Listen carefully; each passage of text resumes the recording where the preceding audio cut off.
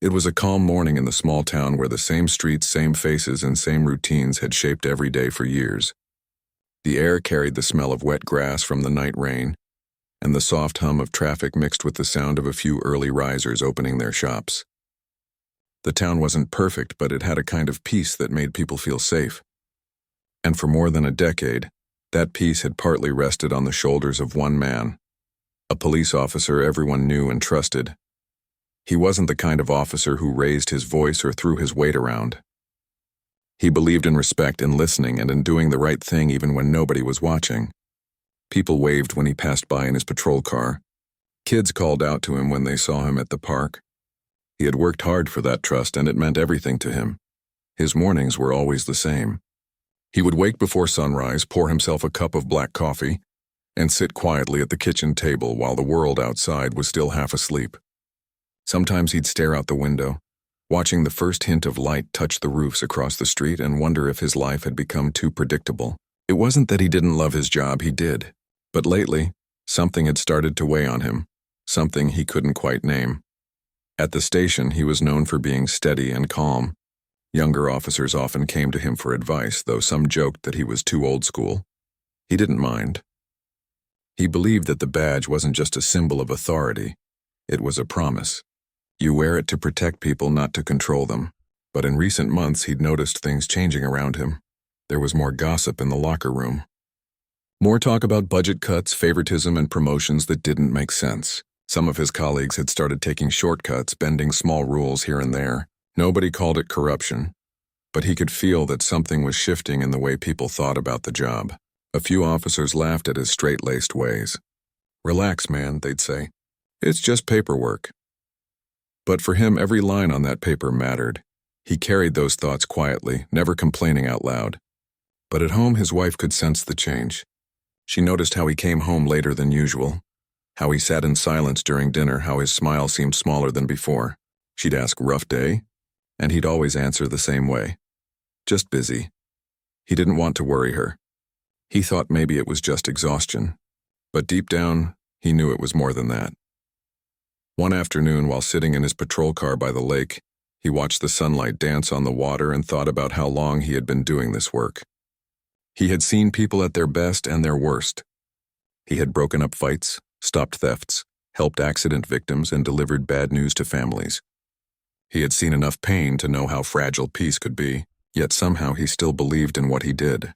That belief was what kept him steady, until the day that belief would be tested in a way he never expected. The next few days were uneventful. He handled small calls, a missing dog, a neighbor complaint, a fender bender outside a grocery store. The town moved at its slow rhythm, the kind that lulled you into thinking nothing bad could ever happen there. But in his heart, he knew trouble always arrived quietly.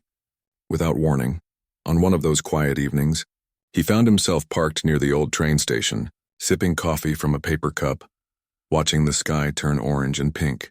A group of teenagers rode past on their bikes laughing, their voices echoing down the street. He smiled faintly, remembering when his own son used to do the same. His son had moved away years ago to study engineering in another city. They talked on weekends, but lately even those calls felt shorter, more formal. Life had a way of slipping away like that, quietly while you weren't paying attention. At the station, his partner joined him before night duty.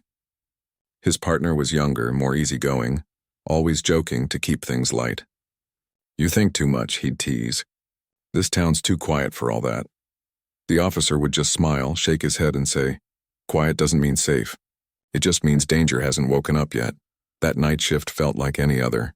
They drove through empty streets, checking parking lots, passing through neighborhoods where porch lights flickered. The radio crackled now and then, but mostly it was just silence and the hum of the engine, the kind of silence that makes your thoughts louder than you want them to be. He found himself thinking again about the department, about how much had changed since he first joined. He remembered the excitement of his early days, the pride he felt wearing the uniform, the belief that every action he took could make a difference. Now sometimes he wasn't so sure. There were still good people on the force, but there were also those who treated the job like a game. That bothered him more than he liked to admit. At one stoplight, he turned to his partner and said quietly, You ever wonder what we'd do if something really bad happened? Like something that didn't fit into the rules? His partner glanced at him surprised. What do you mean? He asked. The officer shrugged. I don't know, just what if doing the right thing didn't feel right anymore? His partner laughed it off, but the question lingered. As they continued their patrol, a call came through the radio. Routine stuff, nothing serious. But the officer couldn't shake that strange feeling in his chest. A kind of unease, like the air before a storm. He told himself he was overthinking it. But he had been a cop long enough to trust his instincts, and his instincts were telling him something was coming. When his shift ended, he drove home under a sky full of stars. The streets were empty, the houses dark. He parked in front of his small house, turned off the engine, and sat there for a moment. The silence was heavy but peaceful. Inside, his wife had fallen asleep on the couch with the TV still on. He covered her with a blanket, turned off the lights, and stood by the window for a long time, watching the world outside. He didn't know why, but that night felt different. Something inside him told him that life as he knew it was about to change. The next morning started like any other. The sun broke through the curtains, the coffee brewed, and the world looked calm again. He got ready for work, put on his uniform, and tied his shoes carefully like he always did. It was a habit. Something about doing things neatly made him feel grounded. Before leaving, his wife handed him a small lunch bag and kissed him on the cheek. Be safe, she said softly. Always, he replied. At the station, the chatter was the same as ever. Officers joking, someone complaining about the old patrol cars, a few people gathered around the coffee machine. But as he walked to his desk, he overheard two officers talking in low voices about a warehouse near the edge of town. Something about late-night activity, maybe theft. He didn't pay much attention then, but those words would come back to him later. That afternoon, he helped an older man whose car had broken down on the highway. The man thanked him over and over, saying, "We're lucky to have good officers like you around here." The officer smiled politely, but the compliment hit differently. Lately, he wasn't sure what good even meant anymore. Was it following every rule? Or doing what your heart said was right, even if it went against procedure? He didn't know, and that uncertainty bothered him more than anything. By the time evening came, the sky had turned gray again. Clouds gathered low and thunder rumbled in the distance. He started his night shift with a quiet sense of unease. The streets looked darker than usual, the kind of dark that made every shadow feel alive. As he adjusted the radio in his car, a call came through about a suspicious vehicle parked near that same warehouse he'd overheard mentioned earlier. The dispatcher said it was probably nothing, just kids or workers staying late, but he volunteered to check it out anyway. It was instinct. It was duty. It was what he'd always done. Before leaving the station, his partner offered to join him, but he said he'd handle it alone. It was a small thing, just another call, and he didn't want to drag anyone else out into the rain for no reason. He grabbed his flashlight, put on his jacket, and stepped into the damp night. The air smelled like wet concrete and approaching rain. As he drove toward the edge of town, the streets grew emptier. Streetlights flickered weakly, and the hum of the tires on wet asphalt filled the silence. His thoughts drifted again, about his years on the force, the people he'd met, the choices he'd made. He thought about how one decision, even a small one, could change everything. When he finally turned onto the road leading to the warehouse, he slowed down. The building stood half-lit, its windows reflecting the glow of his headlights. A single van sat near the loading dock. He could see faint movement inside. He radioed in, letting dispatch know his location, then stepped out of the car. The rain started to fall, slow at first, then heavier. He stood there for a moment, listening to the rain, feeling it soak into his uniform. His heart beat a little faster, but his hands stayed steady. He took a deep breath and started walking toward the building. He didn't know it yet, but that single walk toward the warehouse was the first step toward a night that would change his life forever. The sound of the rain grew heavier as he walked toward the warehouse. Each step echoed softly on the wet ground. His flashlight cut through the darkness, its narrow beam landing on puddles that shimmered under the dim light from the street. The town always looked different at night. Familiar places seemed strange, almost secretive. The warehouse stood quiet, except for the faint sound of rain tapping against the metal roof. He noticed a van parked near the loading dock. The engine wasn't running, but the headlights were off and one of the back doors was slightly open, Something about that made him pause. He had answered enough calls over the years to know that quiet didn't always mean safe. He spoke softly into his radio, letting dispatch know his location again, then approached carefully. His shoes splashed in the shallow water, and the sound of his own footsteps felt too loud. He tried to steady his breathing. Everything looked ordinary, yet something didn't feel right. He shined the flashlight toward the back of the van. At first, he saw nothing, just stacked boxes and shadows. Then movement. 2 figures, lifting something heavy. They froze when the light hit them. "Police, he said firmly, his voice calm but commanding. "Stay where you are." For a moment, nobody moved. Then one of them raised his hands slowly, while the other shifted nervously. The officer couldn't see their faces clearly, but he could sense hesitation, fear, maybe guilt. He took a few steps closer, keeping his distance. "What's going on here?" he asked.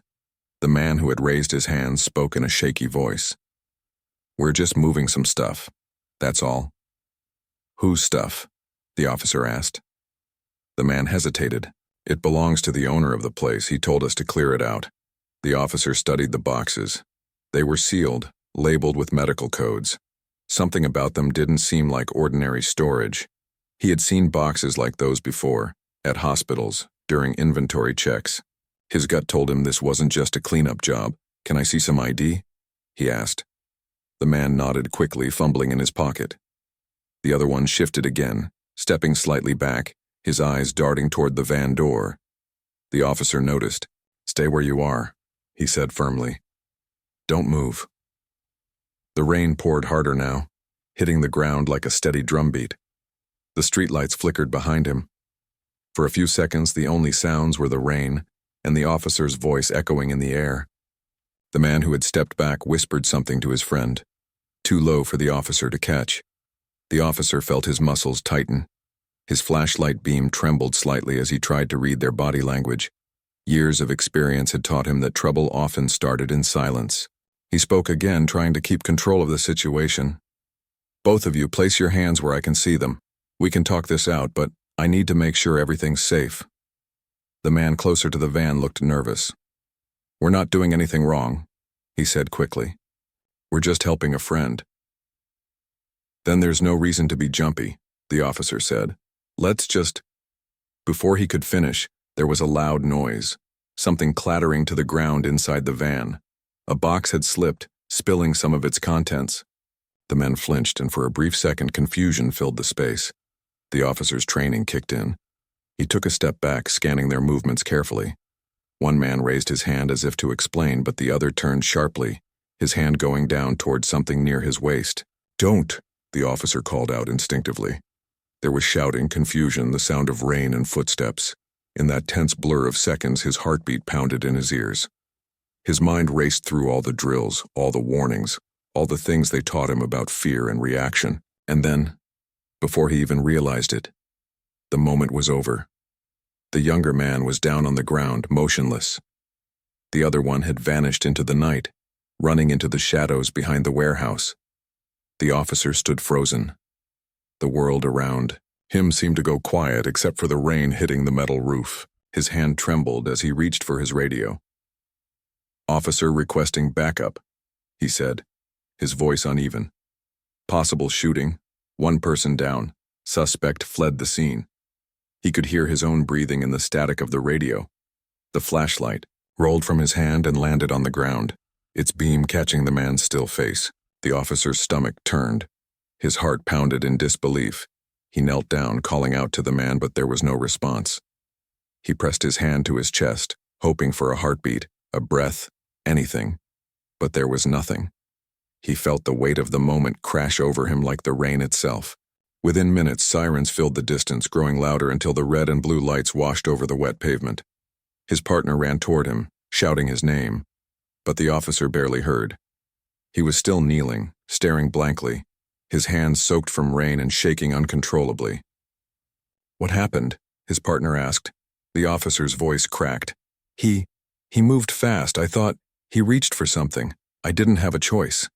His partner looked around. "Where's the other guy?" "He ran," the officer said softly, barely able to speak. He ran before I could stop him. The rest of the night blurred together. Backup units arrived, then detectives, then the medical team. The area filled with flashing lights and voices.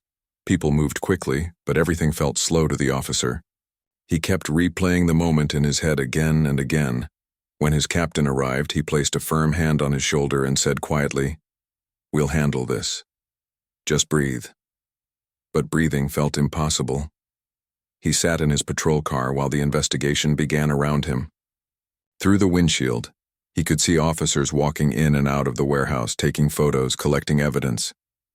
The rain had finally started to ease, leaving the world cold and quiet. Inside the van, they found several boxes of prescription, medication, painkillers that had been reported missing from a local hospital a few days earlier. That detail spread quickly through the team. Some officers said it looked like a robbery gone wrong. Others said the men were probably working for someone bigger. But none of that mattered to the officer sitting in the car. He wasn't thinking about the investigation or what the reports would say. He was thinking about the face of the man on the ground, the fear, the confusion, the final stillness. At dawn, when the rain finally stopped, he was taken to the station for questioning. Not as a suspect, but as procedure required after any officer-involved incident. He sat in a small room with blank walls, answering questions he barely heard. What happened? How did it start? Did you feel threatened? Each time he tried to recall every detail, the sound of the box falling, the sudden movement, the way time seemed to stretch and shrink all at once. But no matter how carefully he tried to explain it, the words came out flat. He didn't know if they made sense. By the time they let him go home, the sun was high in the sky.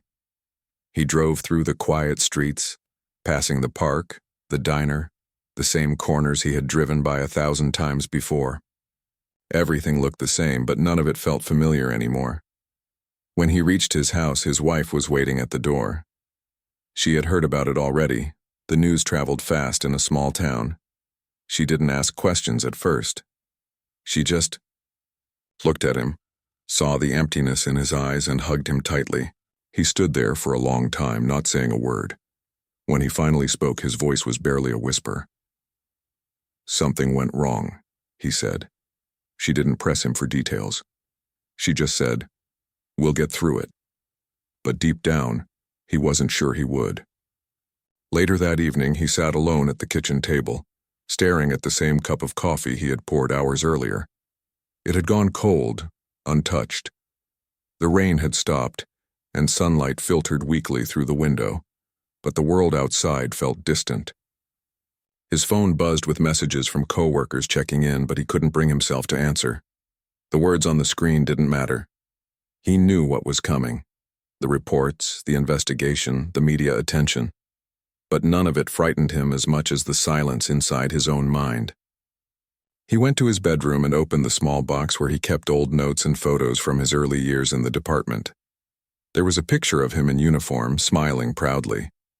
He stared at it for a long time, wondering when everything had changed. As the sun set again, the house grew quiet. He could hear the faint hum of the refrigerator, the ticking of the clock on the wall. Life continued, but he felt stuck in that single moment. The sound, the rain, the flash of fear in the man's eyes. He told himself over and over that he had done what he was trained to do, that he had followed procedure, that it wasn't his fault. But deep down, none of those words brought him peace. Outside, the streetlights flickered on. The town looked as calm as ever, unaware that one single night had already started to unravel the life of the man who had sworn to protect it. He closed his eyes and tried to sleep, but every time he did, he saw the same scene replaying in his mind. The rain, the movement, the silence that followed, and though the world believed it was over, for him, it had only just begun. The morning after the shooting, the town woke up to news that spread faster than the sunrise. People whispered at coffee shops, at grocery stores, and even on street corners. Some said it was self-defense. Others said it was a mistake. But everyone had something to say. At the police station, the mood was heavy. Nobody spoke loudly. Even the ones who usually joked around kept their voices low. The officer walked through the hallway like a man moving in slow motion. He had barely slept. Every time he closed his eyes, he saw the same thing. The flash of fear, the sound of rain, the silence that followed. He was called into a meeting room where the internal review officers were waiting. They didn't treat him like a criminal, but the questions still felt sharp. They asked him to go through every second of that night, step by step. What did you see? What did you feel? Did you give a warning? He answered as best as he could, but his voice kept breaking. He wasn't trying to defend himself. He was trying to make sense of it. But no matter how he described it, the truth still felt twisted inside his chest. After the questioning, he was told to take some time off until the investigation was complete. It's standard procedure, his captain said, trying to sound reassuring. But it didn't feel like reassurance. It felt like exile. When he got home, his wife was sitting at the kitchen table with the news playing on the small TV. The headline at the bottom of the screen made his heart sink. Local officer involved in fatal shooting. The words didn't even use his name. But the photo of the warehouse beside it said enough. He turned the TV off and sat down. She didn't say much, just reached across the table and held his hand. "They'll see you did what you had to," she said softly. But he didn't answer. He wasn't sure that he believed it himself. That afternoon, a department counselor came by the house to talk. She spoke gently, explaining that incidents like this leave a mark. "You need to process it," she said. "It's not just about what happened. It's about how it changes you." He nodded, though he didn't really understand what that meant yet. The days passed slowly. He tried to keep busy, fixing things around the house, mowing the lawn, washing the car. But his mind never stayed still. Sometimes he would drive aimlessly through town, passing the places that used to bring him comfort. The diner, the park, the lake. Now they just reminded him of everything that felt broken inside him. Everywhere he went, he could feel the eyes. People didn't stop him or shout, but he could feel their silence. Some would look away when he walked by. Others would whisper after he passed. The worst was the feeling of being seen not as the man they knew, but as the story they had heard. A week later, the name of the man he had shot was released to the public. That night, the news anchor said it clearly. The young man had been a mechanic, 24 years old, no criminal record. He was known in town, friendly, hardworking, someone people liked. The anchor said he had been in the wrong place at the wrong time. The officer sat in his living room staring at the screen, unable to breathe. His wife turned the TV off again, but the words stayed ringing in his head. The next morning, flowers appeared near the warehouse gate. Someone left a photo of the young man there smiling with a note that said, "You were taken too soon." As the days passed, more flowers, candles, and handwritten messages appeared. The small memorial grew and people gathered there every evening. The officer avoided that part of town completely. He couldn't bear to see it.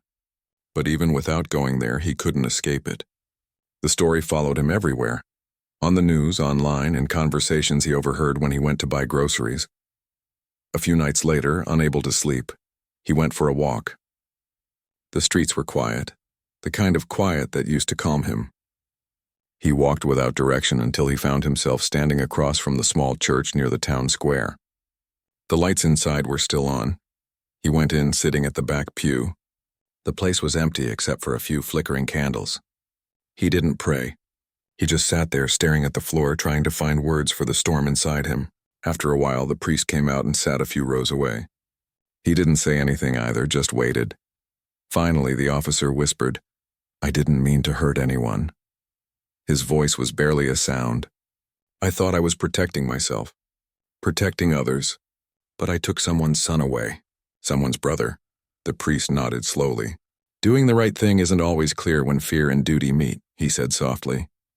"Sometimes we don't realize the weight of our choices until after we've made them." The officer stayed there a long time, saying nothing more. When he finally left, the sky was turning pale with morning light. A few days later, he was called back to the station for an update. The investigation was nearly done. The report said he had followed procedure. The evidence matched his statement. His captain told him, "It looks like a justified action. He'll probably be cleared soon." The words were supposed to bring relief, but they didn't. He nodded silently and walked out. The idea of being cleared didn't make him feel innocent. It only made him feel heavier. That evening, he drove past the victim's family home without meaning to. He saw cars parked outside, people coming and going quietly, candles burning by the porch. He stopped at the end of the street, engine idling, hands gripping the steering wheel. Part of him wanted to go there to say something, anything, but what could he possibly say? "I'm sorry," felt too small, too empty, so he just sat there for a few minutes, watching from a distance. Eventually he drove away, his chest tight with guilt that words couldn't touch. At home, his wife tried to get him to talk. She told him they could move away if that would help, start fresh somewhere else. But he shook his head. "You can't start fresh when your heart's still carrying the past," he said quietly. He started spending more time alone after that. He would sit in the backyard late at night, staring at the stars, hearing the faint sounds of the town. Dogs barking, a train in the distance, the hum of faraway traffic. Life was still moving for everyone else, but for him, it felt like it had stopped on that rainy night. Weeks later, the official decision came. The department ruled the shooting justified. He had acted according to policy. He was cleared to return to duty. The captain called him into the office to give him the news. "It's over," the captain said. "You can come back whenever you're ready." The officer nodded, but inside it didn't feel over at all. It felt like it had only deepened, a quiet ache that wouldn't fade. When he walked out of the building, the air was warm, and the sky was bright. The world outside looked peaceful, almost cruelly normal. He got into his car and sat there for a long time before driving home. That evening, as the sun went down, he finally gathered the courage to drive to the warehouse. The memorial was still there. Flowers wilted, candles melted down to glass jars filled with wax, photos fading in the weather. He stood there for a long time, his heart pounding in his chest. He wanted to speak, but no sound came. He bent down, picked up one of the rain-damaged notes, and read the words written in smudged ink. "We miss you. We hope you're at peace." Something broke inside him. He closed his eyes and whispered, "I wish I could undo it." The rain began again, light at first, then steadier. He didn't move. He let it fall on his face, washing over him like a punishment he didn't know how to end. When he finally got home, his wife met him at the door. She didn't ask where he had been. She could see it in his eyes. That night, as he lay awake, he realized that forgiveness wasn't something anyone could give him. It wasn't something the department could decide, or the law could define. It was something he'd have to find within himself, and he didn't know if he ever would. The next morning, he didn't put on his uniform. He sat at the kitchen table, staring at his badge. It gleamed under the morning light, the same as it always had. But to him it looked different now, heavier somehow. He picked it up, turning it in his hands, and whispered to himself, "This used to mean everything." Outside, the world went on as usual. Cars passed, kids went to school, people laughed on their way to work. But inside that small kitchen, one man sat in silence, realizing that sometimes the hardest part of a tragedy isn't what happens, it's what stays with you afterward. And though he didn't know what the next day would bring, he knew one thing for certain: he would never be the same again. The report came in after 3 long weeks of silence. The investigation was closed and the department had reached its conclusion. The shooting was ruled as justified. The phrase looked clean and official on the paper, but to the officer reading it, it didn't mean peace. It only deepened the noise inside his head. He stared at the printed words for a long time, sitting alone in the small office. His badge lay on the desk beside the report, catching the light from the window. The air in the room felt heavy. Everyone else in the department had already heard the news. Some of his co-workers had stopped by earlier to tell him, "You did what you had to do," or "You followed protocol." A few even patted his back, saying, "Now it's time to move on." But he couldn't move on. Every time someone said those words, it only reminded him that he was still standing in the same moment, still hearing the echo of that shot in his mind. He drove home slowly that evening. The streets looked the same as they always had, the same small grocery store, the same cafe on the corner, the same families walking their dogs. But something about the town felt colder now. People who once waved at him from their porches didn't look his way anymore. He noticed the way conversations stopped when he walked into a shop, the way people avoided his eyes. At home, His wife had set the table for dinner. She tried to smile, but even her smile carried sadness. "They cleared you," she said softly. "That's good news, isn't it?" He nodded, though he didn't mean it. He could see how tired she looked, tired from holding everything together, tired of pretending they were fine. Their daughter, too young to understand, kept asking why he didn't wear his uniform anymore. He just said he was on a long break, but every time she said, "I miss seeing you in your blue shirt," something inside him broke a little more. Days turned into weeks. He went back to work, but nothing felt the same. His desk felt too small, his uniform too heavy. He'd sit in his patrol car during breaks, staring out the window, unable to shake the image of the young man's face, the one who had been in the wrong place at the wrong time, the one whose name everyone now spoke with sympathy and pain. There was a memorial set up near the warehouse, a simple wooden cross with flowers and pictures. The first time he drove past it, he had to pull over. He sat in the car, gripping the steering wheel until his hands went white. He wanted to step out, to say something, to at least show respect, but he couldn't.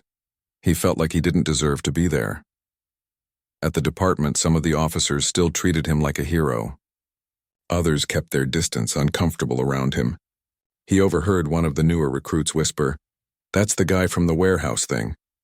He didn't even feel angry. He just felt small. His captain called him in one afternoon. The older man looked at him with concern. "You've been through a lot," he said gently. "You followed the rules. The board cleared you. Maybe it's time to take some leave. Clear your head." He nodded again, not arguing. Maybe the captain was right. Maybe time away would help. But he already knew. No amount of time could erase what had happened. That evening, he drove without thinking. The sun was setting, painting the sky in soft orange light. His car somehow led him back to the cemetery.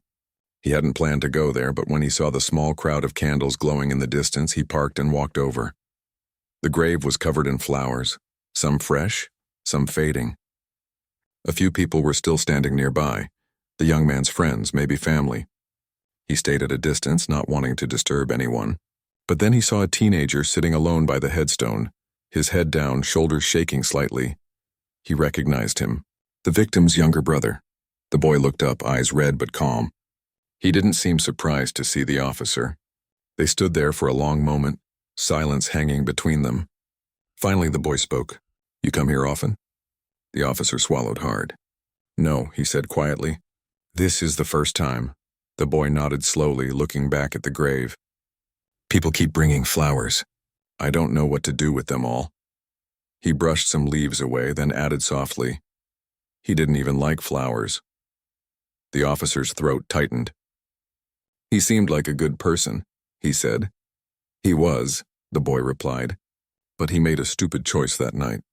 He was just helping someone. He didn't know it would end like this." The boy paused, then looked straight at him. "Do you ever think about him?" The words hit harder than he expected.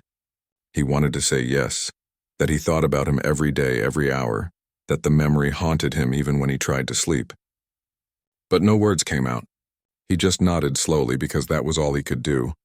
The boy stared at him for a long time. There was no anger in his eyes now, only exhaustion. "I used to hate you," he said quietly. "I wanted you to hurt the way we did, but I don't even know what to feel anymore." The officer took a deep breath. "You have every right to hate me," he said softly. "I'll never ask for forgiveness. I just wish—" He stopped. He didn't know how to finish that sentence. The boy stood up and looked at the fading sky. "Nothing will bring him back," he said.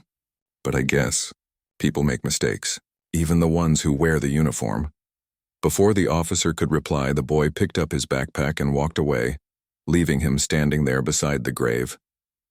He stayed until it got dark, the wind moving gently through the grass. He didn't cry. He just stood there, feeling the weight of everything pressing down on him. When he got home that night, he went straight to his desk. He sat there for a long time, staring at the wall before finally reaching for a pen. He pulled out a blank sheet of paper and began to write. The words came slowly, written in small, uneven letters. "I can't serve if I can't forgive myself." He folded the paper and placed it beside his badge. Then he removed his name tag, his gun, his radio, everything that had once defined who he was, and set them all on the desk. The next morning, He turned in his resignation. The captain looked at him with disbelief. "Are you sure about this?" he asked. He nodded. "I've never been more sure of anything." There was no ceremony, no big goodbye. He walked out quietly, the same way he had entered the building years ago when he first joined, but this time he felt hollow. He had dreamed of serving until retirement, of leaving behind a record he could be proud of. Now all he was leaving behind was a letter and a story that would never stop following him. He spent the following weeks at home, unsure of what to do with himself. The routine he'd followed for so many years was gone. No early morning roll calls, no patrol routes, no reports to file. He started fixing things around the house. Shelves, lights, the old fence in the backyard. Anything to keep his hands busy. His wife didn't say much. She just stayed close, sometimes sitting beside him in silence. She understood that there were no words that could make things right. One evening, while they sat on the porch watching the sunset, she said softly, "Maybe this isn't the end for you. Maybe it's just a different kind of beginning." He didn't answer, but he thought about her words long after she went inside. Maybe she was right. Maybe there was still a way to live with the past. Not erase it, but live with it. He looked at the sky. The same sky he used to watch from his patrol car during late-night shifts. The stars were just starting to appear. For the first time in months, he took a deep breath and let it out slowly. He knew the guilt would never disappear completely. Some choices left a mark that time couldn't heal. But maybe if he learned to face it instead of hiding from it, he could still find a way to be more than his mistake. That night he placed his folded uniform in a box and put it away. It wasn't a symbol of pride anymore, but it wasn't a symbol of shame either. It was simply part of his story, one he'd carry for the rest of his life. He sat by the window, the town lights flickering in the distance, and whispered to himself, "Tomorrow, I start over." Time had passed. Though the officer wasn't sure how much anymore. Days no longer followed the same rhythm they once had. There was no early alarm, no radio calls, no shift meetings or patrol routes. The world outside his window looked calm, almost too calm, as if it had moved on without him. At first he didn't know what to do with himself. The uniform he once wore every day was now folded neatly in a box at the back of his closet. The badge he had once polished before every shift lay in a drawer beside the resignation letter he had written months earlier. He told himself he would forget about it all. That time would blur the pain, but it didn't. The silence only made it louder. He tried to keep busy.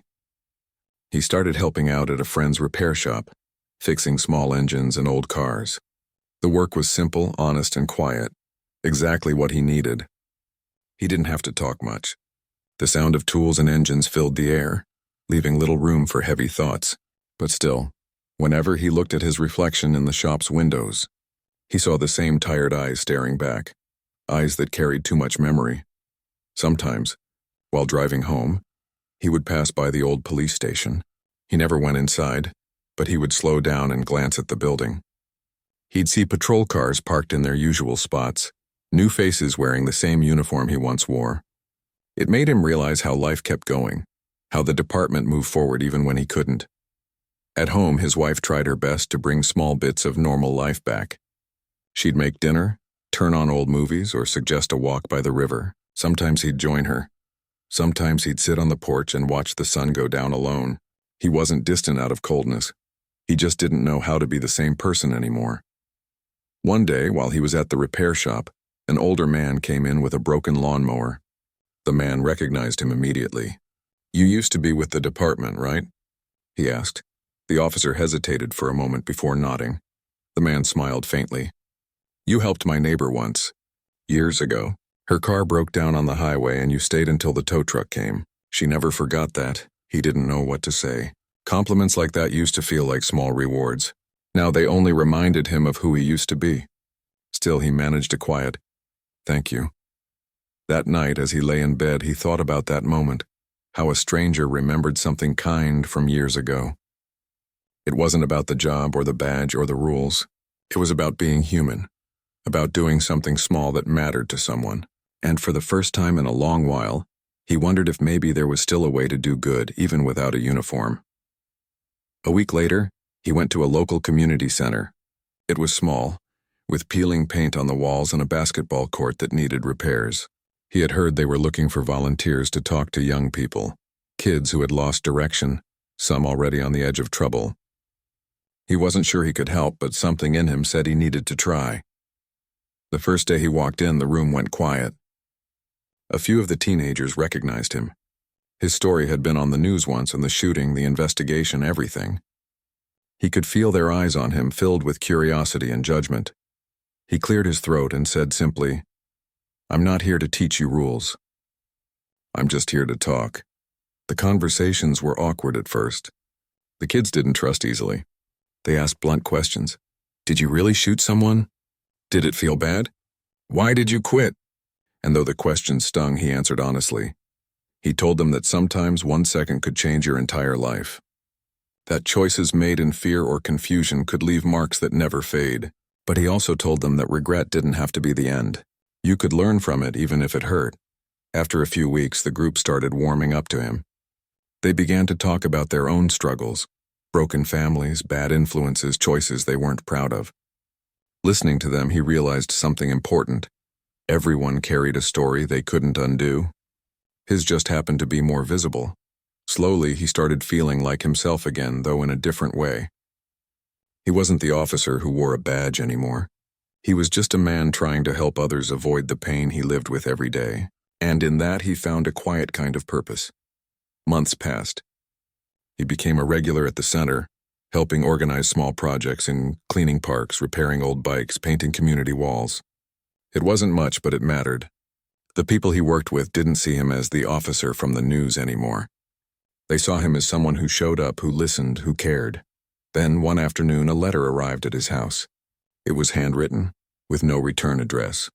When he opened it, his hands trembled slightly as he recognized the name at the bottom. The mother of the young man he had shot. For a long moment, he couldn't bring himself to read it.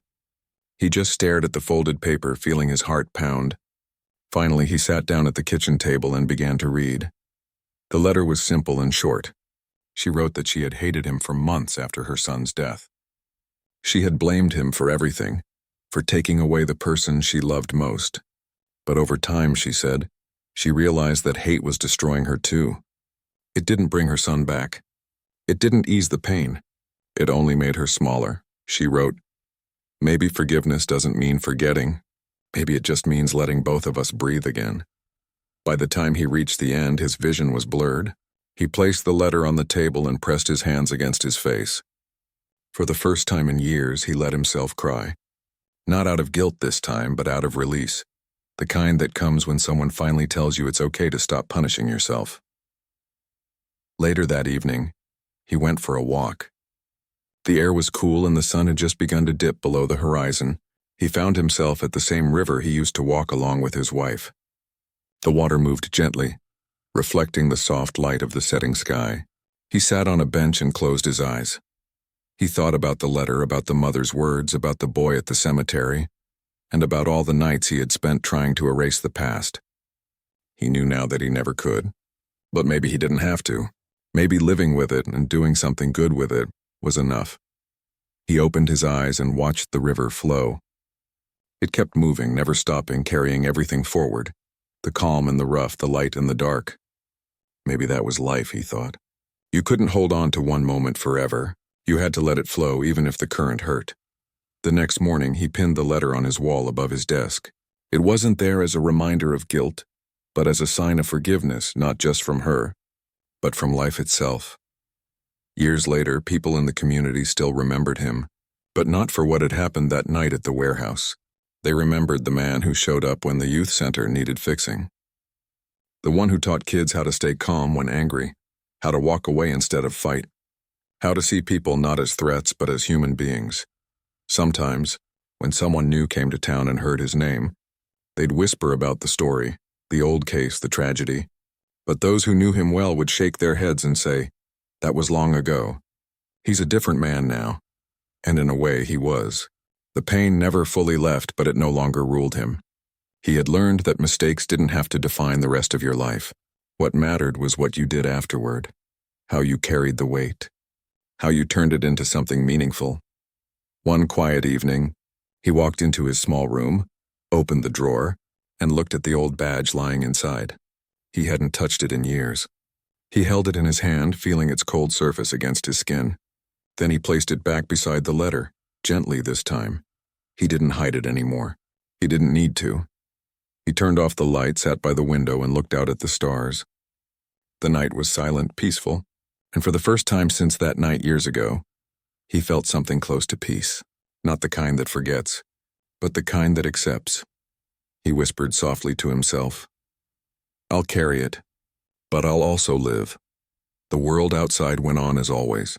Cars passing, wind moving through the trees, life unfolding in small, quiet ways, and somewhere in the distance the river kept flowing, carrying everything forward as it always did.